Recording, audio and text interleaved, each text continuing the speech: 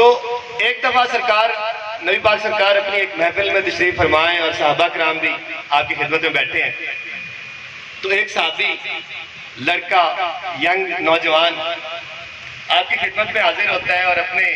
والد کی شکایت کرنے لگ جاتا ہے کہ یا رسول اللہ میں بڑا محنتی آدمی ہوں، یا جیسے ہمارے کوئی بڑے دانے یا بڑے بختہ والے پتر ہو جاندے وہ بختہ والا ایک اور چھوٹا جہے پتر کی نشانی سنا دے میرے ہی ایک مہربان دسا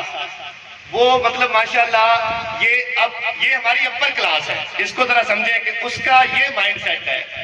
کہ وہ صاحب کہیں کا ناظم تھا، اس کی سوچ کا بتا رہا ہوں آپ کو، باقی تو ہم اور چھوٹے لوگ ہیں یا عام لوگ ہیں یا کامن لوگ ہیں، یہ تو ہمارے سردار ہیں، تو ان کا یہ سوچنے کا انداز ہے۔ وہ کہتے ہیں وہ کہیں گیا بیٹھا تھا، تھانے گیا تو اس کو لگا، تھانے کسی مسئلے میں گیا، ان کا کوئی پرسنل کوئی ایف آئی آر کا معاملہ تھا، تو اس کو یہ لگا کہ جو ایس ایچ او ہے وہ اس کو کسی نہ کسی کہیں اریسٹ کرنا چاہتا ہے یا پکڑنا چاہتا ہے، تو ساتھ میں اس کا والد بھی تھا۔ تو وہ جو بختوں والا آدمی جنہوں آپ بختہ والا سدنے ہیں، وہ جو بختوں والا آدمی تھا وہ ان کی مختصر کروں اس کی سٹوری کہ وہ اینڈ پہ اس ایس ایچ او کو کہتا ہے کہ ویک میں عزت دار بندہ تو میرا زمانے چ بڑا بار برم ہے کہ تو وہیں کر میرے پیو نو ڈک لے تو مینوں جامن دے۔ تو یہ تو ہے ہم جو عزتیں ہماری ہے، جو ہماری عقل کام کرتی ہے، یہ اتنا کھانا کھلا ہوا ہے۔ یہ ایک ناظم صاحب جو ہے وہ فرما رہے ہیں اپنے والد صاحب کے بارے میں کہ میں گھنی عزت والا ہاں، جن دے وچوں جمع ہے ان دے نالوں گھنی عزت والے اور ناظم صاحب بنے بیٹھے ہیں جن دی وجہ تو انہوں دا وجود ہے۔ تو خیر وہ تو صحابہ کرام تھے تو ان کے بارے میں ایسی ہم گفتگو نہیں کر سکتے، لیکن بہرحال کوئی ناقص کہیں نہ کہیں عقل ہو ہی جاتی ہے نہ کوئی خامی عقل میں کہیں نہ کہیں آ سکتی ہے۔ تو بہرحال وہ صاحب جو تھے وہ سرکار کی خدمت میں حاضر ہوا اور فرمایا کہ سرکار میں بڑا محنتی اور بڑا بختوں والا بچہ ہوں، ایسے ہی سمجھ لیں، میں اپنے الفاظ میں تھوڑا سا کہہ رہا ہوں، بڑا بختوں والا بچہ ہوں اور میں بڑا پیسہ کماتا ہوں، میں بڑی محنت کرتا ہوں، بڑے پیسے لے کے آتا ہوں گھر میں۔ تو جو میرا والد ہے نا وہ سارے پیسے ضائع کر دیتا ہے، وہ سارے پیسے اڑا دیتا ہے، ایویں آل پول میں خرچ دیتا ہے۔ میں پھر چپ کر جاتا ہوں، آپ والدین کے بڑے حقوق کے بارے میں فرماتے ہیں، تو میں چپ کر جاتا ہوں، وہ پھر میں کمائی کر کے اکٹھے کرتا ہوں پیسے، پھر لے کے آتا ہوں تو وہ پھر ضائع کر دیتا ہے۔ تو ایسے بہت دفعہ ہو چکا ہے۔ تو آپ اس کو بلا کے حکم فرمائیں کہ وہ ایسے جو ہے نا وہ میرا جو خزانہ ہے، یہ جو میری دولت ہے، یہ جو میرا مال ہے، یا جو میں بڑا اپنی تقدیر سے یا اپنی محنت سے کماتا ہوں، وہ سب ضائع نہ کرے اور وہ فضولیات نہ کیا کرے۔ تو خیر آپ نے فرمایا کہ اچھا ٹھیک ہے، تمہارا اور تمہارے والد کا معاملہ سنتے ہیں۔ تو سرکار نے ایک اور صحابی کو حکم دیا کہ جاؤ اس کے والد کو بلا کے لاؤ، ان کو طلب کیا کہ جاؤ اس کے والد کو بلاؤ، ان کا معاملہ سنیں کہ وہ کیا کرتا ہے یا اس کو کیوں پریشان کرتا ہے۔ تو جب وہ ان کے والد کو صحابی بلانے گئے تو وہ حضرت باہر آئے صحابی، تو اس نے عرض کی کہ ایسے سرکار نے تمہیں یاد فرمایا ہے، تو اس نے کہا کہ خیر ہے، کیا معاملہ ہے؟ اس نے کہا کہ ایسے تمہارا بیٹا گیا ہے تو اس نے کہیں تمہاری شکایت کی ہے۔ کہتا اچھا میں اپنا چینج کر کے یا ماما یا جو بھی لباس وغیرہ وہ پراپر سے بتن کر میں 1 منٹ میں آ رہا ہوں۔ تو وہ صحابی انتظار کرنے لگ گئے۔ اب 1-2 منٹ میں جب وہ تیار ہو کے باہر آئے اور سرکار کی بارگاہ میں پیش ہونے کے لیے جانے لگے، کوئی فرلانگ یا 1 ایکڑ یا 4 ایکڑ جتنا بھی فاصلہ تھا وہاں سے سرکار کی بارگاہ کا، تو وہ جو صحابی تھے، وہ جو والد تھے، خیر وہ جب وہ چلے وہاں سے تو انہوں نے عربی میں شاعری کرنی شروع کر دی، شعر پڑھنے شروع کر دیے، اونچا اونچا گانا شروع کر دیا۔ وہ شعر پڑھتے پڑھتے جب نبی پاک سرکار کی بارگاہ میں پیش ہوئے تو ان کے پیش ہونے سے پہلے اللہ تعالیٰ نے جبریل علیہ السلام کو حکم دیا کہ جاؤ نبی پاک سرکار کو حکم دو، میرا حکم فرماؤ ان کو کہ یہ جو باپ بیٹے کا معاملہ آپ کی بارگاہ میں پیش ہوا ہے، اس کو سننے سے پہلے جو اس کے والد کو آپ نے یاد فرمایا ہے، اس کو بلایا ہے، اس سے وہ شعر سنیے جو وہ راستے میں پڑھتا ہے۔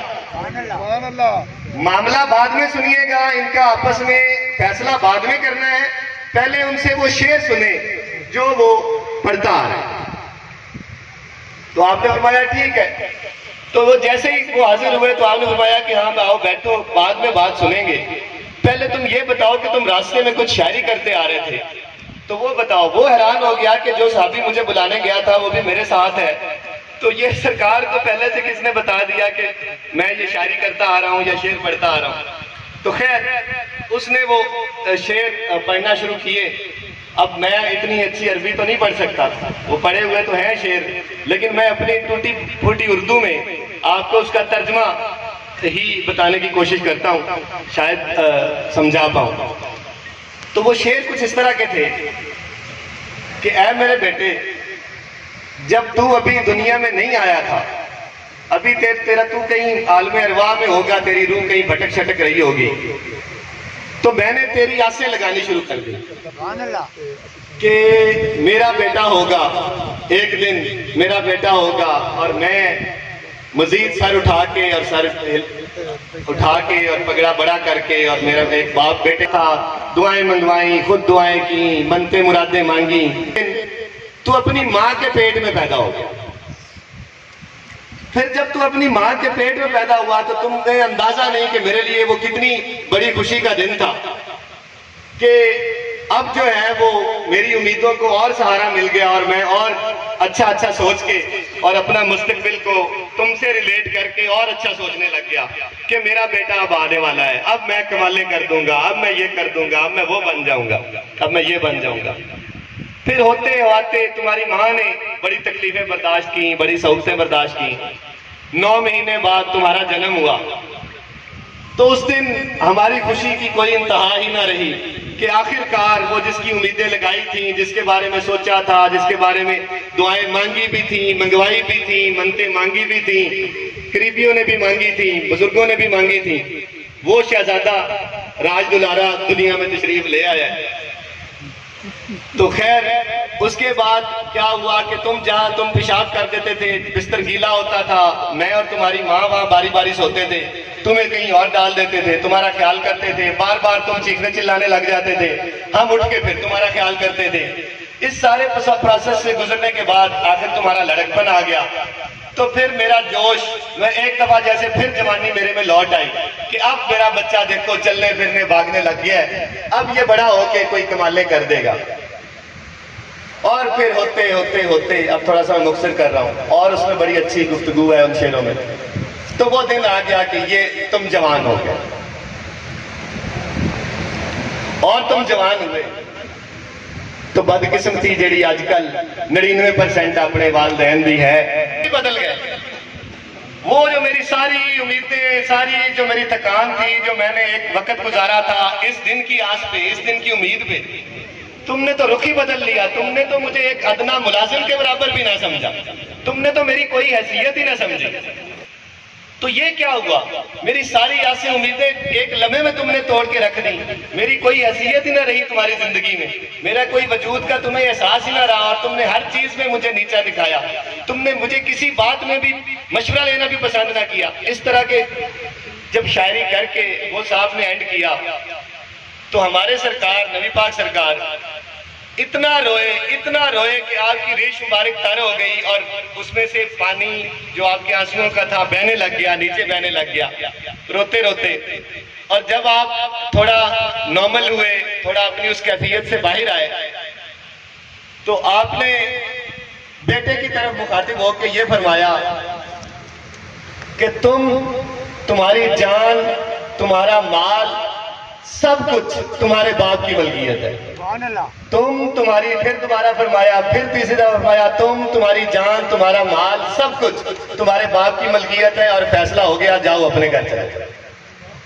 تو آئے نبی پاک چند دن کہ آئے آپ دے بیٹے بنی دے آپ کہتے کہ بیٹے ہیں، یہ آپ سارا نو چنگی طرح پتہ ہے. تو ہمارے والدین جو کچھ بھی کریں نا، اگر تم اس سب کو تسلیم کر لو، یا کسی طرح اللہ تعالیٰ ہمارے دماغوں میں یہ ڈال دے کہ وہی سب کچھ حق ہے اور وہی سب کچھ بہتر ہے جو وہ ہمارے لیے چاہ رہے ہیں، تو میں آپ کو گارنٹی دیتا ہوں، میں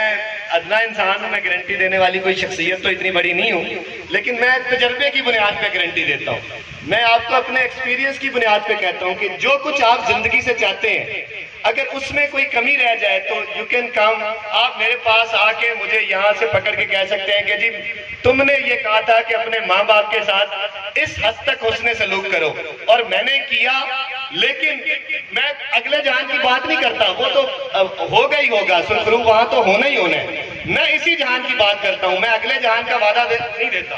میں آپ کو اسی جہان کا وعدہ دیتا ہوں کہ آپ جو زندگی سے چاہتے ہیں, آپ جو بننا چاہتے ہیں, جو حاصل کرنا چاہتے ہیں, جو پانا چاہتے ہیں, وہ آپ کو صرف اور صرف اپنے ماں باپ کے قدموں کی غلامی کے بدلے میں ہی مل جائے گا. باقی تو آپ جو کچھ بھی اچھا کر لیں اس کی کوئی انتہا ہی نہیں ہے, کوئی حد ہی نہیں ہے. باقی کچھ لوگ ظاہری عبادات کو ترجیح دیتے ہیں, لیکن جو مجھے سمجھ میں آیا ہے, جو مجھے پتا چلا ہے, نبی پاک سرکار کا فرمان بھی یہ ہے. ایک دو دفعہ صحابہ کرام نے یہ عرض بھی کی کہ جی ان کے جو والدین تھے وہ مشرک تھے,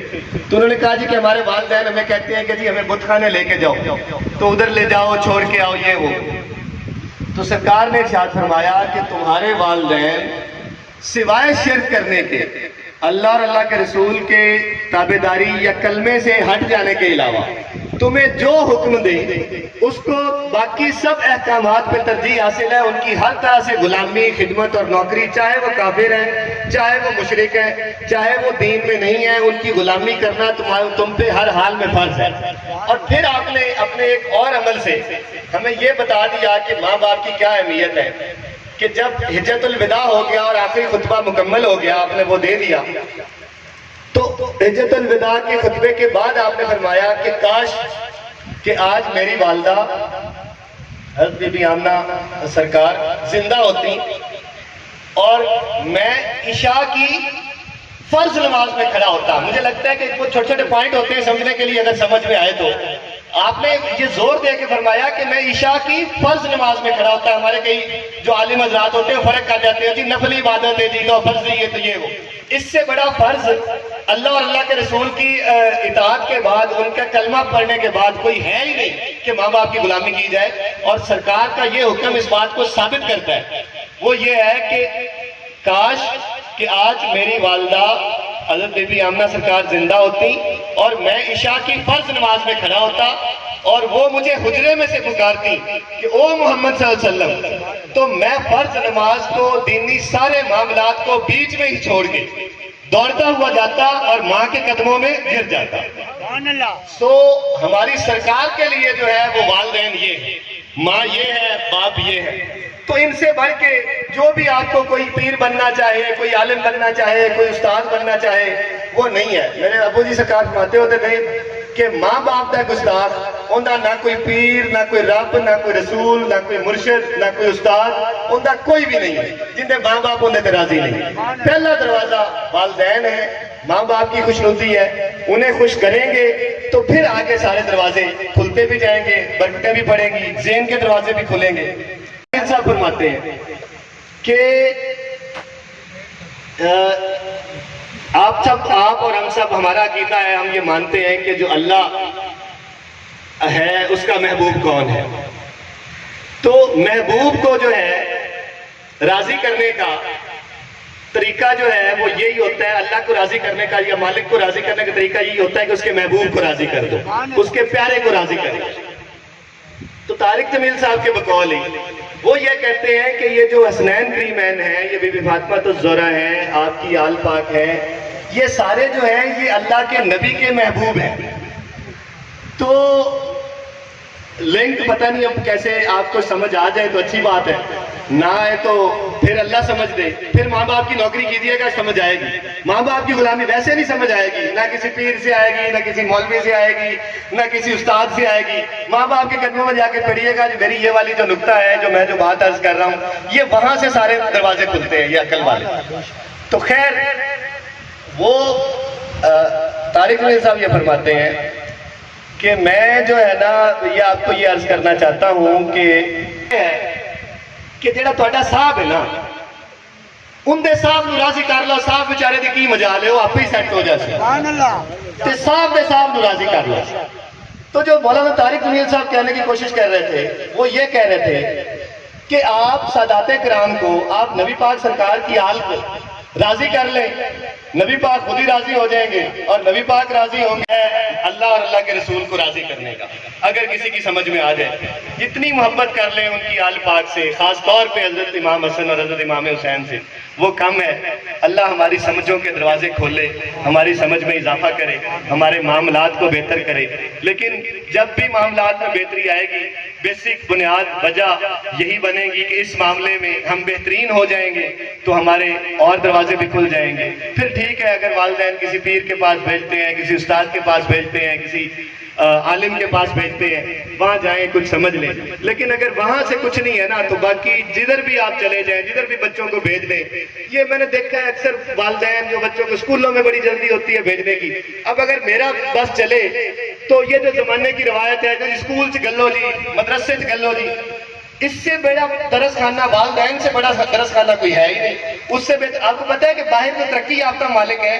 وہاں پہ جو سیلیبریٹیز ہیں، جنہیں سیلیبریٹیز کہتے ہیں، جنہیں بڑے لوگ کہتے ہیں، انہوں نے اپنے بچوں کو اسکول بھیجنا چھوڑ دیا ہے۔ وہ کہتے ہیں یہ ویسٹیج آف ٹائم ہے، فضول ہے وقت وہاں پہ گزارنا۔ والدین سے بہتر کوئی بچوں کا نہ چاہ سکتا ہے، نہ ان کی بہتر کوئی اصلاح کر سکتا ہے۔ تو وہی کچھ جو وہاں سے سمجھ آنا ہے وہ اسکول میں کچھ بھی نہیں ہے۔ مطلب مجھے اگر صرف زمانے کی روایت کا احساس نہ ہو کہ ہر بندہ پوچھے گا جی تسی پوتر نو جی اسکولوں چڑھا لیا، او جی کیوں چڑھا لیا، او جی وہ ایک ٹرینڈ بن جاتا ہے ہمارے۔ تو بہرحال آپ سے بہتر تربیت آپ کے بچوں کی کوئی بھی نہیں کر سکتا۔ بہترین تربیت کریں، بہترین انسان بنائیں، بہترین مسلمان بنائیں، آقا نبی پاک سرکار کا سچا اور پکا غلام بنائیں، اپنا غلام بنائیں کہ آپ کی وہ نوکری کرنا سیکھیں گے تو باہر ان کی اور بہتر تربیت ہوگی اور بہتر نظام بنے گا۔ میں نے بہت سارا ٹائم لے لیا، وہی وہ بات ہے کہ وہ مائک میرے ہاتھ میں آ جائے تو پھر میں دو چپ ہونے کی طرف نہیں آتا۔ لیکن بہرحال